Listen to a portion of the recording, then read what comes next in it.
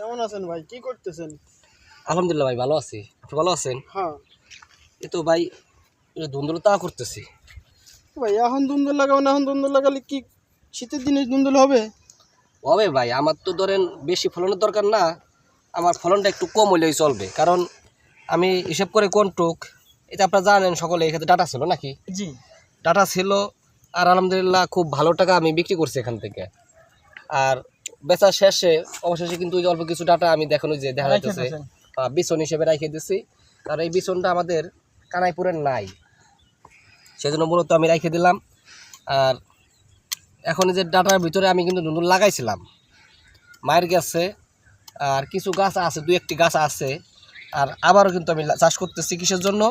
এই ধুন্দুলটা যদি বাজারে অগ্রিম তোলা যায়, তাহলে আমরা জানি 80 টাকা, 100 টাকা, সর্বনিম্ন 50 টাকা কেজি বিক্রি হয়। তাহলে এই 2000 টাকা, 2500 টাকা মন চলে আসতেছে। আর আমরা যদি ওই সময় ধুন্দুলটা সিজনে চাষ করি, একটি ধুন্দুল বিক্রি হয় 5 টাকা, 7 টাকা, তাহলে কিন্তু আমাদের এক মনে আসতেছে 200-250 টাকা।